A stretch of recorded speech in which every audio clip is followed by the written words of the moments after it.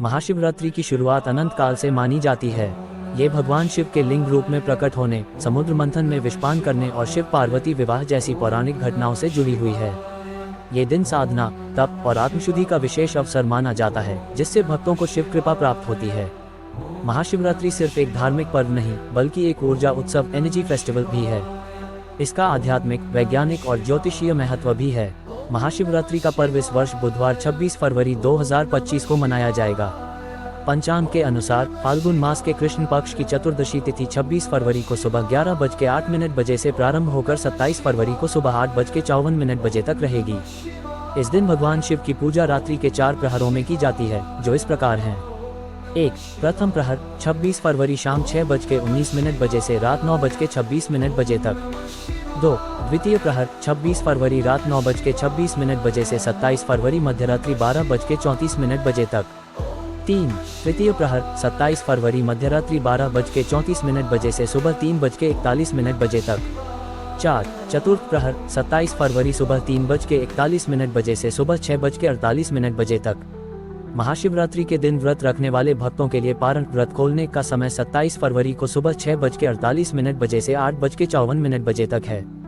इस पावन अवसर पर भगवान शिव की विधिपूर्वक पूजा अर्चना और व्रत करने से विशेष फल की प्राप्ति होती है। 1. ब्रह्म मुहूर्त में उठकर स्नान करें। शिवरात्रि का दिन सात्विक और पवित्रता के लिए जाना जाता है।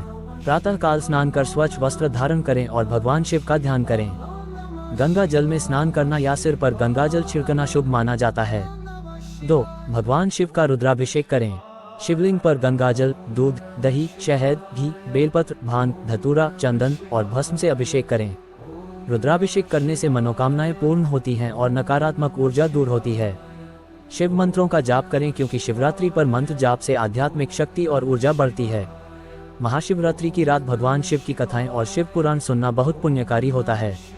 महाशिवरात्रि की उत्पत्ति की प्रमुख पौराणिक कथाएं और कुछ कथाओं पर दृष्टि डालते हैं। पहली कथा, शिवलिंग के प्रकट होने की कथा। ये कथा सबसे लोकप्रिय है। शिव पुराण में विस्तार से मिलती है। एक बार ब्रह्मा और विष्णु में श्रेष्ठता को लेकर विवाद हुआ। दोनों ने दावा किया कि वे सबसे शक्तिशाली हैं और संसार में उनका स्थान सबसे ऊंचा है। जब यह विवाद बढ़ा तो अचानक एक दिव्य अग्नि स्तंभ प्रकट हुआ, जिसका कोई आदि और अंत नहीं था। ये स्तंभ इतना विशाल था कि ब्रह्मा और विष्णु इसका प्रारंभ और अंत खोजने निकल पड़े। विष्णु ने सुअर का रूप धारण किया और धरती के अंदर जाकर उस स्तंभ का आधार खोजने लगे। ब्रह्मा ने हंस का रूप धारण किया और आकाश की ओर उड़कर उस स्तंभ का शिखर खोजने लगे। हजारों वर्षों तक प्रयास करने के बाद भी दोनों असफल रहे। विष्णु ने सत्य स्वीकार कर लिया और कहा कि वह उस स्तंभ का अंत नहीं खोज पाए। लेकिन ब्रह्मा ने झूठ बोल दिया कि उन्होंने स्तंभ का अंत देख लिया और केतकी के फूल को साक्षी बनाया। शिवजी इस छल से क्रोधित हुए और प्रकट होकर उन्होंने ब्रह्मा को श्राप दिया कि उनकी पूजा संसार में नहीं होगी। लेकिन विष्णु ने सत्य बोला था, इसलिए शिवजी ने उन्हें आशीर्वाद दिया और कहा कि वे हमेशा पूजनीय रहेंगे। ये घटना फाल्गुन कृष्ण चतुर्दशी की रात हुई थी और इसी वजह से केतकी के फूल शिवलिंग या शिवजी को चढ़ाए नहीं जाते हैं, इसलिए इस दिन को महाशिवरात्रि के रूप में मनाया जाता है। दूसरी कथा, समुद्र मंथन और शिवरात्रि। ये कथा स्कंद पुराण, पद्म पुराण और भागवत पुराण में मिलती है। देवताओं और असुरों ने अमृत पाने के लिए क्षीर सागर का मंथन किया। मंथन के दौरान 14 रत्न निकले, जिनमें से सबसे पहले कालकूट विष निकला। ये विष इतना घातक था कि इससे पूरी सृष्टि के विनाश का खतरा उत्पन्न हो गया। फिर देवताओं ने भगवान शिव से सहायता मांगी। शिवजी ने संसार की रक्षा के लिए उस विष को अपने कंठ में धारण कर लिया, लेकिन उसे निगला नहीं। इससे उनका कंठ नीला पड़ गया और वे नीलकंठ कहलाए। ये घटना भी महाशिवरात्रि की रात घटी थी, इसलिए इस दिन शिवजी की विशेष रूप से पूजा की जाती है। तीसरी कथा, शिव पार्वती विवाह की कथा। ये कथा शिव पुराण और कल्याण संहिता में विस्तार से मिलती है। माता पार्वती ने भगवान शिव को पति रूप में प्राप्त करने के लिए कई वर्षों तक कठोर तपस्या की। उन्होंने केवल सूखे पत्तों पर जीवित रहकर तपस्या की और अंत में अन्न जल का त्याग कर दिया। उनकी कठोर तपस्या से प्रसन्न होकर भगवान शिव ने प्रकट होकर विवाह का वरदान दिया। शिवजी और पार्वती का विवाह फाल्गुन कृष्ण चतुर्दशी के दिन संपन्न हुआ था।